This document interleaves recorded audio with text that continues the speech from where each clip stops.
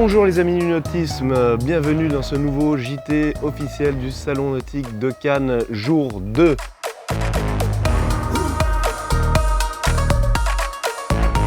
Hier, nous étions le 13 septembre et nous sommes à bord d'un magnifique First 44. Pour nous en parler, j'aurai le plaisir d'accueillir à bord Jean-François Lair, directeur de la marque Beneteau. Bonjour Jean-François. Bonjour Quentin.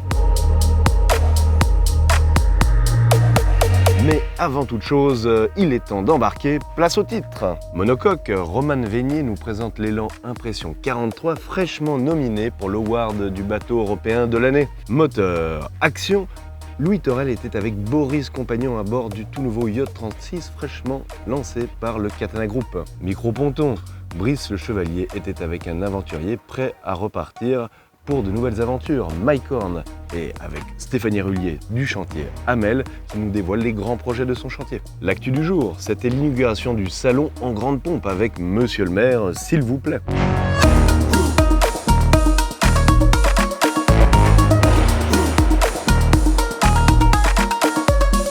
Monocoque.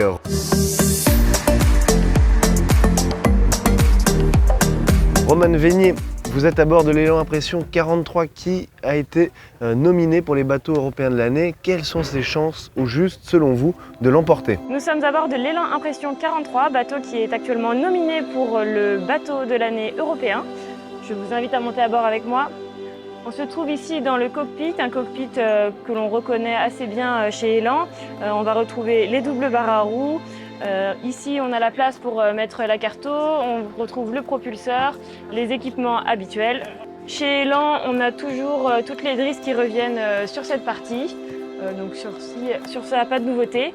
On a un bateau qui existe en deux versions. Là, on est ici avec la version classique, mais on peut aussi avoir la version avec le mât sur enrouleur.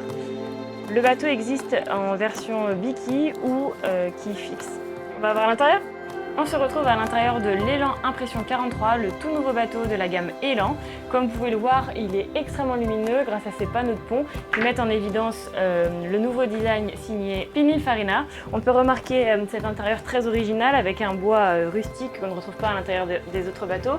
Vous pouvez voir cette grande cuisine aménagée très sympathique qui permet d'accueillir de nombreux convives ici. Nous allons avancer à l'intérieur du bateau. On se trouve dans la cabine avant qui est très spacieuse. On retrouve cet esprit rustique toujours avec ce bois original. Je vous laisse découvrir la salle de bain. On retrouve un bateau fait pour la croisière familiale avec de nombreux rangements, un espace très agréable. On va continuer de faire un tour dans le bateau, accéder à la deuxième salle de bain. Le bateau est ici dans une composition 3 cabines avec 2 cabines arrière à bâbord et à tribord. Il existe aussi en version 4 cabines où la salle de bain avant se transforme en cabine double avec 2 lits superposés. C'est un bateau très agréable à vivre qui dispose de nombreux rangements, notamment dans les fonds. On peut regarder ici, c'est de l'eau qui a été stockée. Très pratique lorsqu'on part en croisière. On se retrouve à l'extérieur du bateau. Je me trouve à l'intérieur de la baille à mouillage de l'élan Impression 43, une immense baille à mouillage comme vous pouvez le voir, qui permet de stocker pas mal de choses, notamment, je le suggère, un Spinnaker. On se retrouve à l'avant du bateau, on trouve un bateau plutôt large par rapport aux gammes précédentes. On le remarque à l'intérieur avec les espaces de vie qui sont assez grands. Eh bien, je pense qu'il a ses chances, tout dépendra dans quelle catégorie il joue et quel concurrent il est en face de lui. En attendant, je vous invite à venir le visiter sur sa place au stand 172. Moteur, action.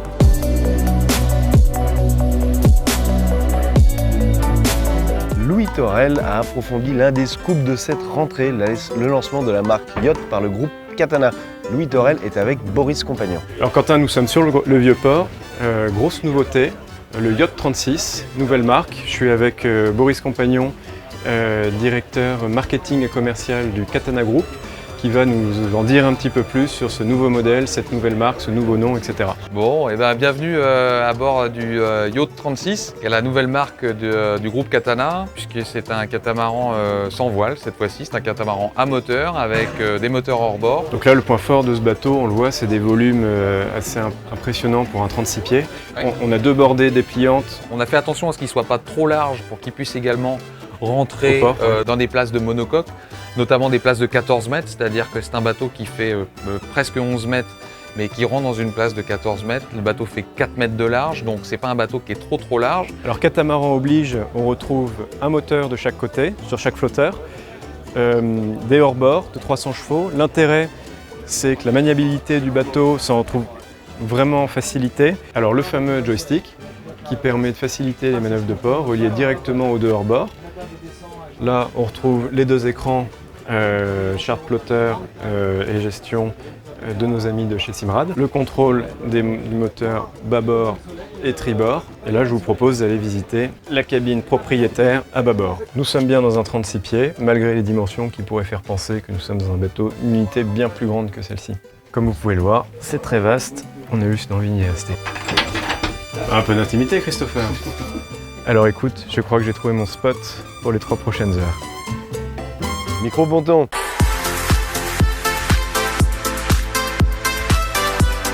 Brice Chevalier est avec Mike Horn. Mais pourquoi donc est-il chez Sunreef? Il nous en dit plus. Mike, ça fait plaisir de te revoir. Tu es l'un des explorateurs les plus intrépides du monde. Tu es un amoureux de la nature. Tu as choisi de faire un partenariat avec Sunreef, que certains insiders ont été un peu étonnés. Est-ce que tu veux nous expliquer ce choix? Écoute, à l'époque, quand je naviguais avec Laurent Bourgnon, sur Primagaz, c'était lui qui a créé cette passion pour la mer et la vitesse et les compètes. Et puis, quand il a arrêté, il a construit un kata pour aller faire plonger. Et puis, c'était là où, en fait, il a travaillé avec Sunreef, avec Francis Lab. Et puis, il a construit son bateau de plongée où, malheureusement, il a eu son accident et tout ça. Et puis à l'époque, je trouvais vraiment intéressant que Laurent, qui était un grand navigateur, partait en fait sur un bateau à moteur.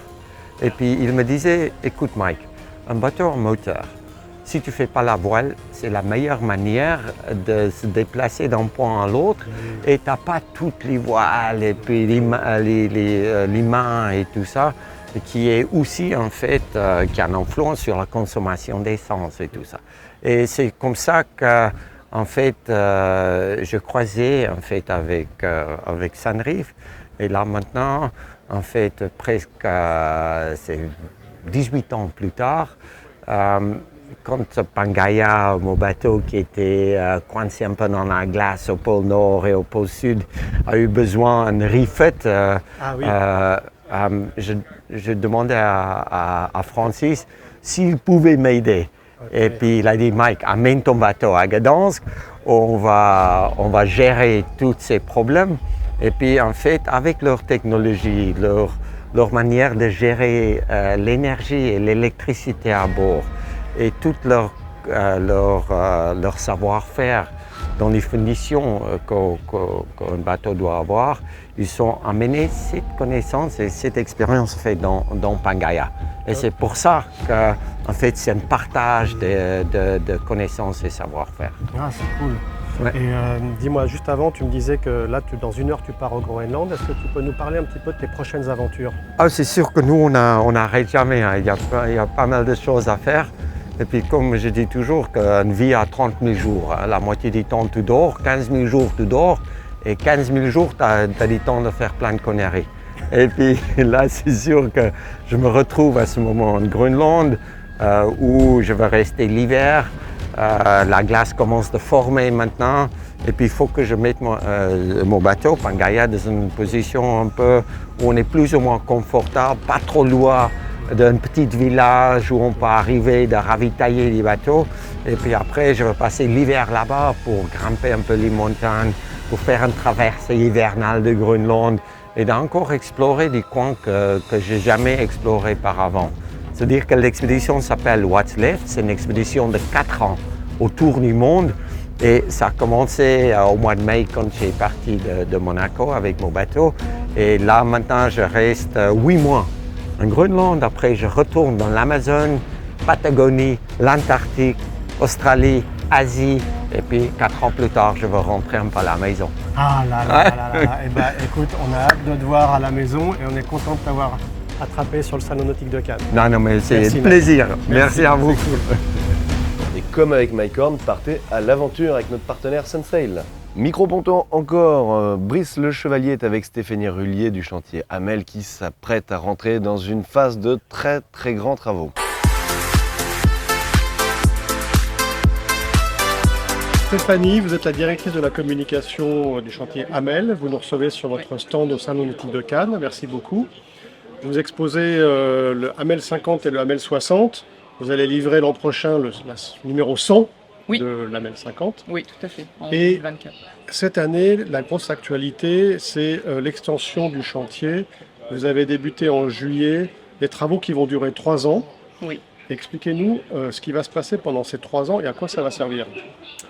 Alors, pendant ces 3 années, nous allons donc en effet construire, déconstruire aussi des bâtiments. L'origine, c'est que notre site existe depuis 1968. Monsieur Hamel avait fait construire en 1968 ces nouveaux bâtiments à l'époque à Périgny, cette nouvelle zone industrielle en périphérie de La Rochelle. Bien sûr, les bâtiments ont évolué au fil du temps, petit à petit. Un nouveau bâtiment avait été construit en 2009 quand même, mais aujourd'hui, les bâtiments qui datent des années, fin des années 60 ne sont plus adaptés. D'une part à la taille des bateaux que nous construisons, mais également au process de production actuel des bateaux en composite et de cette taille-là. Donc ça va donner ceci. Voilà, on a ici une perspective fournie par l'architecte, SD Architecte, un cabinet d'architecture local de La Rochelle, de Rochefort plus précisément. On aura 2 bâtiments de production au lieu de 3 aujourd'hui. La surface d'ailleurs globale sera un petit peu plus petite, mais en revanche l'organisation sera bien meilleure, les conditions de travail aussi bien sûr seront bien meilleures. Toutes les normes évidemment actuelles seront appliquées pour la construction de bateaux en polyester. Nous gardons bien sûr toujours nos ateliers de menuiserie, de montage, assemblage, de polyester. Et puis donc tout sera regroupé, nous aurons le polyester au final qui sera dans ce bâtiment ici, et ensuite toute la partie menuiserie, assemblage et logistique également dans l'autre bâtiment. Et pendant 2 ans, la production continue, Voilà. Et au bout du compte, vous pourrez peut-être augmenter aussi un petit peu la capacité. Voilà, un des challenges c'est de continuer à produire tous les bateaux en commande, donc la production de 20 bateaux par an que nous avons actuellement, le rythme actuel, puisque nous avons donc ces commandes à faire pour jusqu'à 2025. Et une fois que nous aurons cette nouvelle organisation, en effet, cette nouvelle structure, c'est de pouvoir augmenter un petit peu la capacité, pas de la doubler, mais évidemment de faire 2-3 bateaux de plus par an. Ah ben super, rendez-vous en 2020. 2026. Passons à l'actu du jour. On se mêle au gratin cannois pour l'inauguration du salon.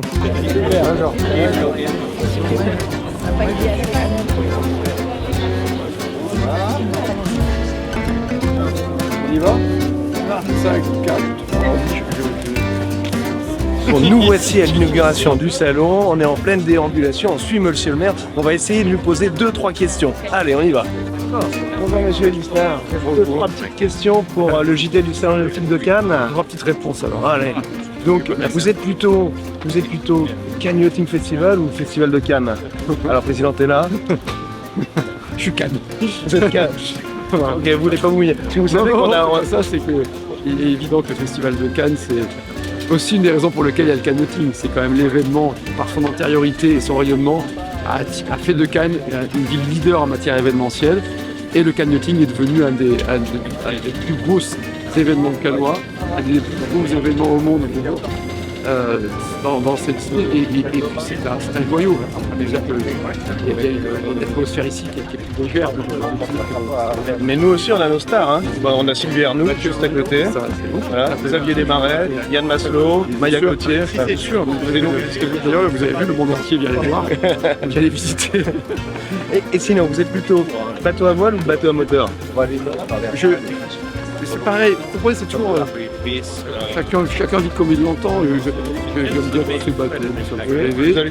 Mais en revanche, quand j'ai fait du bateau, ça a été de la voile. J'ai fait de la voile quand j'étais plus jeune, du 410, du catamaran, et puis des bateaux un peu plus gros, j'en ai jamais vu personnellement. En parlant de voile, la semaine prochaine, il y a un événement majeur. Les régates royales, ouais. Vous pouvez nous en dire 2 mots?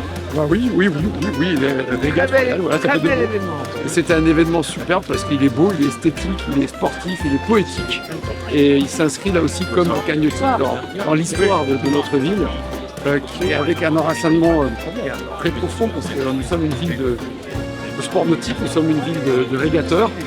Avec parfois des très célèbres comme Florence Arnaud, dont les cendres ont été dispersées ici et qui avait appris à naviguer sur notre baie. Et qui s'inscrit aussi dans le rayonnement de la ville de Cannes, puisque c'est propre, il y a une interaction entre les régates royales et le royaume du Danemark, et toute une gentry britannique du Commonwealth qui vient avec ses vieux gréements, et puis c'est ce bateau patrimonial. Le magazine Skipper, c'est un magazine suisse que je représente. On couvre chaque année ces régates royales de Cannes et on adore ce golfe de Hanapoul qui est absolument magnifique. C'est un golfe assez technique, il est à la fois accessible et technique. Et heureusement qu'on a ce beau thermique. En tout cas, merci pour votre accueil. Au revoir, monsieur le maire. Au revoir. Boum boum. Et place maintenant à l'invité du jour, le directeur de la marque Beneteau, Jean-François Lair, est avec nous sur le plateau. Nous sommes donc à bord du First 44 qui a été lancé il y a pile 1 an à Cannes. Donc 1 an après, quels ont été les retours du public, de vos clients sur ce bateau? Ce sont des retours très positifs parce qu'on a des First 44 qui naviguent maintenant un peu partout dans le monde. On a des First 44 en Grèce, en Europe du Nord, mais aussi aux États-Unis. On en a en Australie, en Nouvelle-Zélande. C'est un bateau qui connaît un succès mondial, à tel point que c'est un bateau qui voyage beaucoup, puisqu'on a un bateau qui vient de finir une course très connue qui s'appelle la Transpac. Il a fini 2e de la Transpac. C'est un bateau qui part de la Californie et qui va jusqu'à Hawaï. Et c'est un bateau qui va avoir une histoire assez intéressante, parce qu'il va continuer son périple, aller jusqu'en Nouvelle-Calédonie, puis rejoindre l'Australie, avant de faire une autre course mythique qui est la Sydney Hobart. Donc le First 44, j'en sais juste 1 an, c'est un franc succès et un bateau qui navigue un peu partout dans le monde. Mais justement, ce bateau ça fait partie de la gamme de croiseurs rapides de la marque Beneteau. Où est-ce qu'est placé le curseur entre le confort et la performance? On essaie d'avoir le meilleur des 2 mondes, je dirais. Donc le First 44 s'inscrit complètement dans cette gamme. On a le First 53 qui est son grand frère, qui est notre navire amiral. On a lancé également le First 36 qui a un très grand succès. Et puis c'est une gamme qui commence très tôt, je dirais, puisqu'on a même des First à 14 pieds. Donc une gamme très complète pour les gens qui ont envie d'allier confort et performance sur un bateau. Et vous pouvez nous donner 2-3 exemples de fonctionnalités à bord, que ce soit au niveau du gréement de l'accastillage ou des emménagements, qui marquent son identité?